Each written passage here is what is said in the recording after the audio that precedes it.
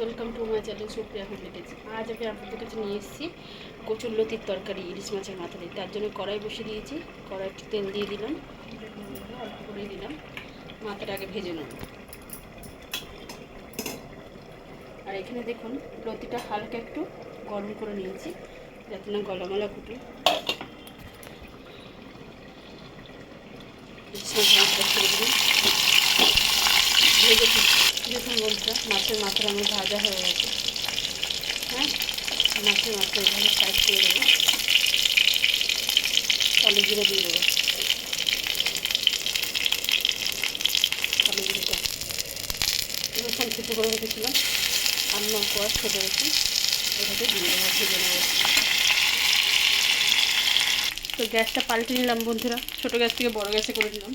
বড়ো গ্যাসে যে তরকারিটা হচ্ছিলো সেটা নিয়ে নিয়েছি, সেটা হয়ে গেছে, সেটা নামিয়ে নিয়েছি। ওই জন্য কড়াইটা এই গ্যাসে দিয়ে দিলাম। তো দেখুন এই আমি এত মোটা মোটা করে পেঁয়াজ কেটেছি আর একটা ছোট্ট আলু কেটেছি, এটাই ভাজের মধ্যে দিয়ে দেবো। তেলের মধ্যে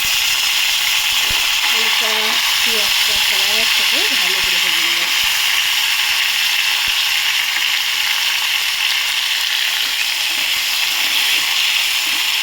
তার সাথে মাথাটা ভালো করে হয়ে যাবে, গুঁড়ো গুঁড়ো করে নেবে। এরকম করে গ্যাসটা জোরে দিয়ে দেবো।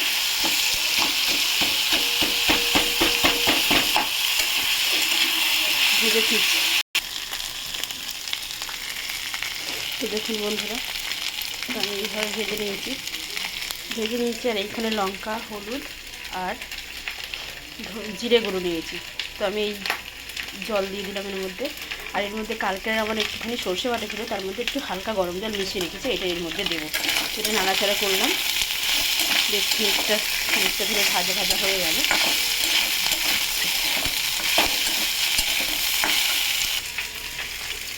এবার আমি একটা চামচের সাহায্যে মশলাগুলো একটু জল দিয়ে ভালো করে করে নিলাম। নিয়ে মশলাটা এর মধ্যে দিয়ে দেবো।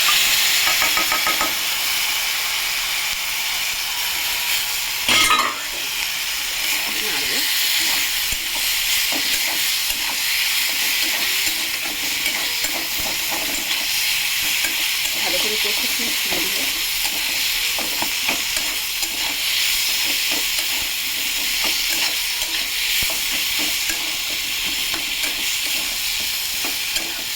ভালো করে কষিয়ে দিয়েছি। তো আমি এখানে স্বাদ মতো চিনি দিয়ে দেবো। স্বাদ মতো চিনি দিয়ে দিলাম আর স্বাদ মতো নুন দিয়ে দিলাম।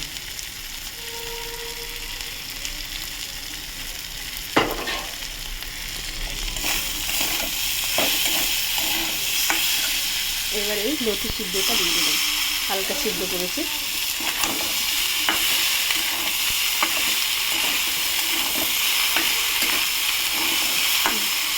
গ্যাসটা লো ফ্লেমে করে নাড়ব। আলুটা দিতাম না, কিন্তু লতিটা খুব কম মশলা, এতই কম যে একটুখানি হয়ে যাবে রান্নার পরে।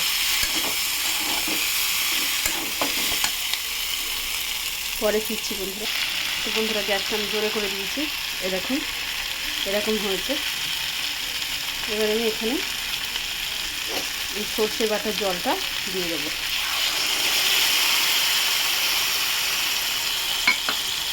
গ্যাসটা আস্তে করে গ্যাসটা পাল্টে ফিরছি।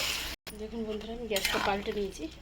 এবার এটা আস্তে ধীরে হোক, আমি ঢাকা দিয়ে এবার রাখবো এটাকে। পরে ফিরছি বন্ধুরা। তো বন্ধুরা দেখুন আবার আমি গ্যাসটা চেঞ্জ করে নিয়েছি। এবার এর ওপর দিয়ে আমি একটু সর্ষের তেল দেবো। দেখুন হালকা সর্ষের তেল দিলাম এর ওপর দিয়ে।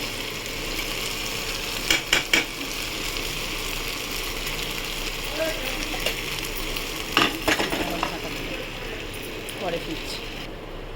তো বন্ধুরা দেখুন আমি ঢাকনা খুললাম, দেখুন আমার এরকম হয়েছে।